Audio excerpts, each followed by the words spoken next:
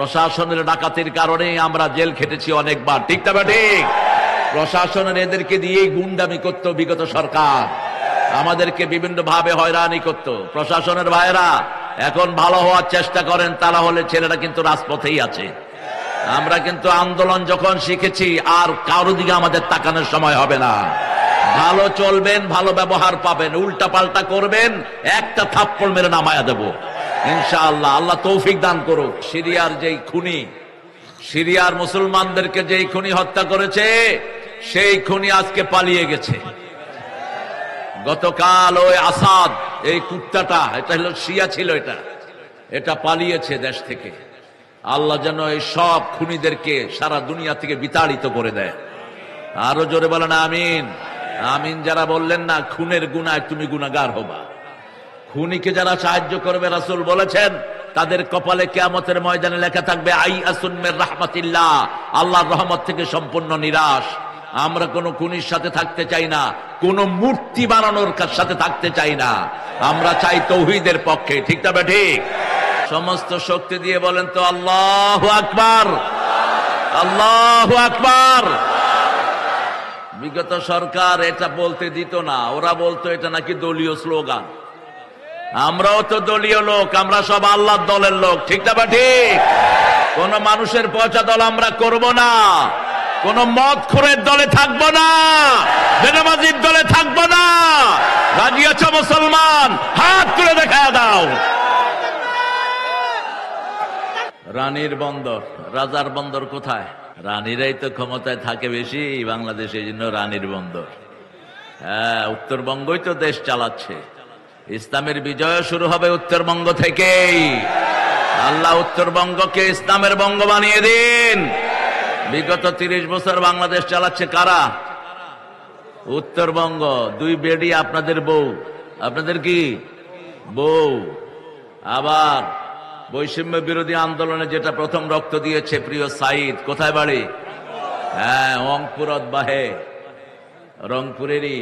আল্লাহ যেন রংপুরকে ইসলামের কেন্দ্রভূমি বানিয়ে দেয়। প্রশাসনের ভাইয়েরা যারা আগে ডাকাত ছিল, এখন ভালো হওয়ার চেষ্টা করছে। প্রশাসনের ডাকাতির কারণে আমরা জেল খেটেছি অনেকবার, ঠিক না ঠিক?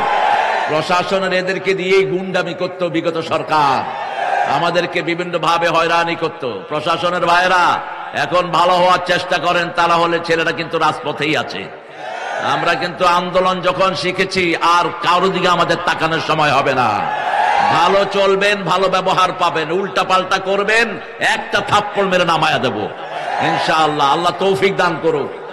এখানে অনেক হিন্দু ভাই বোনেরা থাকেন যারা আমাদের সমাজের অংশ। আমরা তাদেরকে আমাদের সবচেয়ে বেশি অধিকার আমরা তাদেরকে দেই। রাসূল দিতেন বিধর্মীদের জন্য। রাসূল সাল্লাল্লাহু আলাইহি ওয়াসাল্লাম সব সময় খাদা, অন্য বস্ত্র, চিকিৎসার ব্যবস্থা করতেন। আর তারা জিজিয়ার আন্ডারে তারা রাষ্ট্রকে একটা ট্যাক্স দিত। এরা আমাদের কাছে আমানত। 100 বছরের ইতিহাসে হিন্দু ভাইদের সাথে আমাদের কোনোদিন ঠেলাঠেলি হয়নি। ওরা যাদেরকে বেশি ভালোবাসে তারাই তাদেরকে বেশি ছুরি মেরেছে, আর আমরা ডানপন্থীরা তাদেরকে পাহারা দিয়েছি, ঠিক না ঠিক? পুরস্কার হিসেবে তারা আমাদের সাইফুলকে রাস্তায় ফেলে জবাই করেছে চট্টগ্রামের। এই ইসকন হলো উগ্রবাদী হিন্দুদের। এই ইসকনের সদস্য হলো, মেইন লিডার হলো মোদি। এই মোদির হাতে লক্ষ লক্ষ মুসলমানের রক্ত। এই জন্য আমরা এই লক্ষ জনতার পক্ষ থেকে ঘোষণা করছি ইসকনকে ব্যান করা হোক, ঠিক না ঠিক?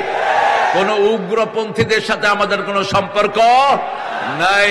হিন্দু ভাইদের ধর্ম এক আল্লাহর উপর বিশ্বাসী, কিন্তু তারা কিতাব না পড়ার কারণে, আমাদের যেমন বহু মুসলমান কোরআন শরীফ না পড়ার কারণে মাজারে সেজদা দেয়, ওই হুজুরের কাছে চায়, এই হুজুরের কাছে চায়, ঠিক কিনা? ওরাও ডিরেল হয়ে গেছে। মূর্তি আপনারা বানায় কোনো ফায়দা পান না প্রিয় হিন্দু ভাইয়েরা। এটা আপনারাই হাত দিয়ে বানান। আপনি হাত দিয়ে বানালেও আপনাকে দিবে কি? আপনি তো তাকে বানিয়েছেন, আপনি তো তাকে খাওয়া দিচ্ছেন। আবার আপনার ওই খাওয়াটা ঠাকুর চুরি করে খেয়ে ফেলতেছে। আপনি দেন মূর্তিকে, মূর্তির কি মুখ আছে? মূর্তি খেতে পারে না। এরকম ইব্রাহিম আলাইহিস সালাম দেখলেন মূর্তির সামনে খাবার, সূরা আম্বিয়া, তিনি বললেন আলা তাকুলুন, এগুলো খাও। ফামা লাকুম লা তানতিকুন, আরো খাস না, কথাও কস না।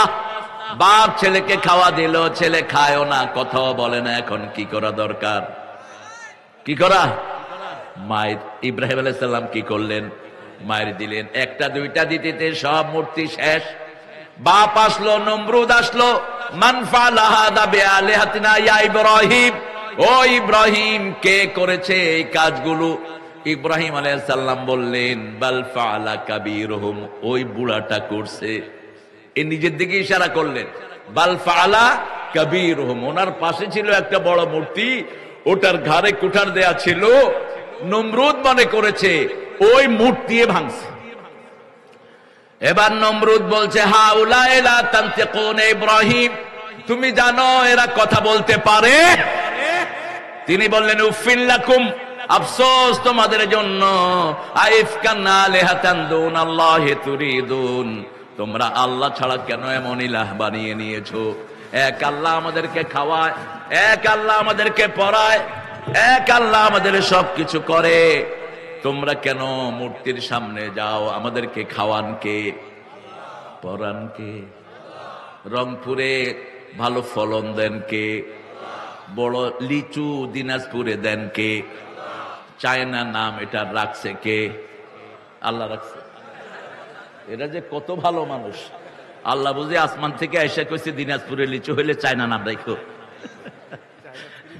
চায়না থ্রি নাম দিছে। আপনি দিবেন দিনাজপুর ওয়ান, এটার নাম কি হওয়া দরকার?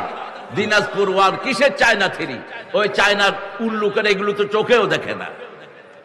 চায়না এত সুন্দর লিচু পাবে কোথায়? আপনাদের দিনদারির কারণে আল্লাহ লিচুগুলো আপনাদেরকে উপহার দিয়েছেন। বাদামালাকে একজন মুরব্বী দেখলাম ধমকাচ্ছেন, ধমকাবেন না। বাদামালারা বাদাম বেচবে, ধমকান কেন? এরা বাদাম বেচে ওই হাসিনা চুরির কারণে, ওদের ডাকাতির কারণে এরা বাদাম বিক্রি করে খেতে হয়। বুঝলেন না কিছু? আমাদের দেশের যেই টাকাগুলো বাহিরে গেছে, এই টাকা দেশে থাকলে একটা ভিক্ষুকও দেশে থাকতো না। ঠিক না ঠিক? আমাদের পয়সাওয়ালা যদি যাকাত দেয়, এদেরকে বাদাম বিক্রি করে জীবিকা নির্বাহ করতে হয় না। ছোট বাচ্চা মাহফিলে এরা দোকান বেশি সাজায়, কারণ মাহফিলে আসে যারা, তাদের মন আল্লাহ নরম করে দেয়। ঠিক না ঠিক? যেমন জুমা মসজিদের সামনে গেলে ভিক্ষুক কম না বেশি? কারণ আল্লাহ নামাজের পরে অমিম্মা রাযাকনাহুম ইউনফিকুন, নামাজ পড়বা আর গরিবরে তোমরা দান করবা। এটা কার কথা? এই জন্য এরা মসজিদে কোরআনের মাহফিলে আসে। আমরা আল্লাহর কোরআন থেকে আজকে একটা জিনিস নিয়ে যাব, আমরা শিরক করব না। রাজি আছেন? রাসূল বলছেন, মান ক্বালা লা ইলাহা ইল্লাল্লাহ লাম ইউশরিক বিল্লাহ দাখালাল জান্নাহ। যে কালেমা পড়েছে লা ইলাহা, পড়েন সবাই, পড়েন লা ইলাহা, লা ইলাহা ইল্লাল্লাহু মুহাম্মাদুর রাসূলুল্লাহ। আল্লাহর সাথে শিরক করবে না। শিরক কাকে বলে? প্রথম শিরক আল্লাহ ছাড়া কাউকে সেজদা দেয়া শিরক, আল্লাহ ছাড়া কারো দল করাও শিরক। দল করতে হবে একমাত্র কার? আরো জোরে বলেন। যেমন আল্লাহর নাম ছাড়া যদি কারো নাম জিকির করি, এটা কি হবে? শিরক হবে। কি হবে? শিরক হবে। যেমন পীরের মুরিদেরা শিরক করে, খাজা খাজা খাজা খাজা, তোর খাজা তোরে খাওয়াইবো, খাজা খাজা খাজা। কিসের খাজার জিকির করস তুই? উল্টা পাল্টা বহু জিকির তারা বানিয়েছে। আমাদের জিকিরের মধ্যে কার নাম থাকবে? আমরা জিকির করি সুবহানাল্লাহ, আলহামদুলিল্লাহ, আল্লাহু আকবার, লা ইলাহা। আর শ্রেষ্ঠ জিকির হলো কি? আরো জোরে বলেন। কোরআন এই চারটা জিকির পড়লাম। কোন জিকির পড়লে 10 পারা সওয়াব হয় না, কিন্তু সূরা ইখলাস পড়লে 10 পারা সওয়াব হয়ে যায়। আবার সূরা ফাতিহা পড়লে অর্ধেক কোরআনের সওয়াব হয়ে যায়। আবার সূরা কাউসার পড়লে 5 পারা সওয়াব হয়ে যায়। আবার একটা আয়াত পড়লে 1000 আয়াতের সওয়াব হয়ে যায়। রাসূল সাল্লাল্লাহু আলাইহি সাল্লাম বলছেন, সূরা হাদীদের 2 নম্বর আয়াত যে পড়বে, 1000 আয়াত পড়ার সওয়াব আল্লাহ তাকে দান করবেন। একটু পড়বেন, আমরা সওয়াব নিয়ে যাই। পড়েন, হুয়াল আউয়ালু ওয়াল আখিরু ওয়াজ যাহিরু ওয়াল বাতিনু ওয়া হুয়া বিকুল্লি শাইইন আলিম। তিনি শুরু, তিনি শেষ, তিনি প্রকাশ্য, তিনি গোপন, সব বিষয়ে জানেন কে? রাসূল এটা পড়তেন তাহাজ্জুদের নামাজে। তিনি বলতেন, আনতাল আউয়ালু লাইসা ক্বাবলাকা শাই, আনতাল আখিরু লাইসা বা'দাকা শাই, আনতাল যাহিরু লাইসা ফাওকাকা শাই, আনতাল বাতিনু লাইসা দুনাকা শাই, ওয়াকদি আন্নী হাজাতি ইয়া আরহামার রাহিমিন। হে আল্লাহ, আপনি শুরু, আপনার আগে আর কেউ নাই। আপনি শেষ, আপনার পরে আর কেউ, আপনি প্রকাশ্য, আপনি ছাড়া আর কেউ নাই, আপনি গোপন, আপনি বিনা আর কেউ। আমার সব প্রয়োজন আপনি পূরণ করে দেন। প্রয়োজন পূরণ করবেন কে? হাসবুনাল্লাহু, পড়েন, হাসবুনাল্লাহু নি'মাল ওয়াকিল, নি'মাল মাওলা ওয়া নি'মান নাসির। আমার যখন ফুরাবে দিন, আসবে গহীন রাতি, থেকো আল্লাহ এ জীবনে হয়ে চির সাথী, আসবে গহীন রাতি। সবচেয়ে বড় বন্ধুকে? জোরে বলেন। রাতের অন্ধকারে আমাকে পাহারা দেয় কে? সূরা জুমারের ভিতরে আল্লাহ বলছেন, মান ইউজিবিল মুত্তারিযা দাআন। তোমার কলিজায় যখন ব্যথা উঠে, কে তোমার কলিজাকে পাহারা দেয়? তোমার যখন পেটে ক্ষুধা লাগে, সবার আগে কে তোমার খাবার যোগান দিয়ে দেয়?